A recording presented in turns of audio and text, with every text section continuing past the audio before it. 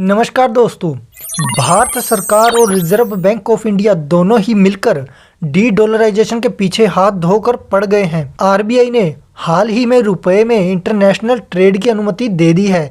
इसके लिए foreign trade policy में बदलाव किए गए हैं। इसके तहत बिलिंग, पेमेंट्स और एक्सपोर्ट इंपोर्ट सेटलमेंट रुपए में ही होंगे।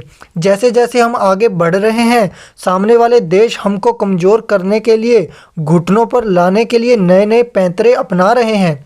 ऐसे ही अमेरिका ने बिना एक भी गोली फायर किए हुए रशिया को सैन्य और आर्थिक तौर पर कमज़ोर करने के लिए कोई भी कसर नहीं छोड़ी। यूक्रेन युद्ध के बाद अमेरिका के इशारों पर सभी वेस्टर्न देशों ने मिलकर रशिया को स्विफ्ट पेमेंट्स मैकेनिज्म से बाहर कर दिया था, जिसका असर भारत पर भी पड़ा। इसलिए यूनाइटेड स्टेट ऑफ अमेरिका ने चाहे ये बात ओपनली ना कही हो, मगर यूएसए बिल्कुल नहीं चाहता कि इंडिया रशिया से तेल परचेज करना जारी रखे। इसलिए यूएसए ने शर्त लगानी स्टार्ट कर दी है। हाल ही में यूएसए की वित्त मंत्री जेनेट येलन भारत में आई और उन्होंने कहा इंडिया को जितना तेल रशिया से इंपोर्ट करना है वह कर ले। हालांकि शर्त यह है कि वेस्टर्न इंश्योरेंस और अमेरिकन कंपनीज की इंश्योरेंस का इस्तेमाल नहीं करना होगा। बाकी अपने इंफ्रास्ट्रक्चर पर अपनी बोट से, अपनी इंश्योरेंस कंपनी से जितना तेल परचेज करना है, रशिया से इतना तेल परचेज कर सकते हैं।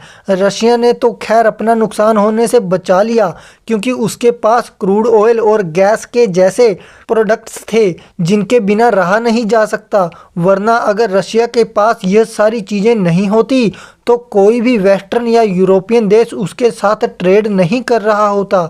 आज के समय में तो हमारे अमेरिका के साथ रिलेशन बहुत ही अच्छे हैं, लेकिन आने वाले दिनों में 10 या 20 या फिर 30 सालों के बाद भारत की पॉलिटिकल सिचुएशन क्या होगी, क्या पता हम चाइना के साथ अपने रिश्तों को नॉर्मल कर लें और क्या पता अलायंस बना लें, या फिर हमें अमेरिका के खिलाफ जाते हुए कोई फैसला लेना पड़े।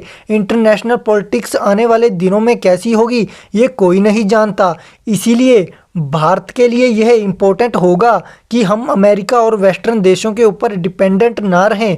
इसीलिए रिजर्व बैंक ऑफ इंडिया के इस फैसले से भारतीय करेंसी की साख अंतर्राष्ट्रीय स्तर पर बढ़ेगी और साथ ही डॉलर पर निर्भरता भी कम होगी, जिसके मुताबिक इंटरनेशनल ट्रेड सेटलमेंट के लिए इंडियन रुपीज़ के इस्तेमाल को मंजूरी दे दी गई है।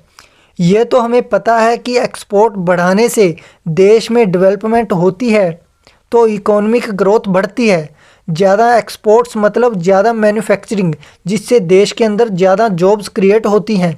अगर इंडियन रुपीज़ में ट्रेड सेटलमेंट होती है तो भी एक्सपोर्टर्स को इंसेंटिव मिलेंगे। भारत सरकार इसे डी डॉलराइजेशन नहीं बोल रही।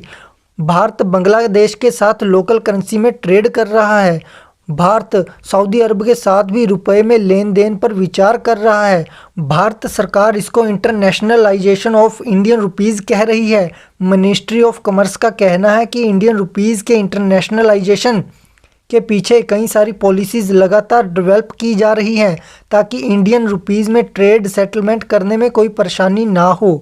ये हमारी इंडियन एक्सपोर्ट्स के लिए बहुत ही आसान प्रोसेस बन जाए। देखा जाए तो ये काफ़ी समय पहले हो जाना चाहिए था, ताकि जिस तेज़ी से हमारी जीडीपी ग्रोथ हो रही है उसी स्पीड से इंडियन रुपीज़ की ग्लोबलाइजेशन और एक्सपेक्टेशन दोनों बढ़े।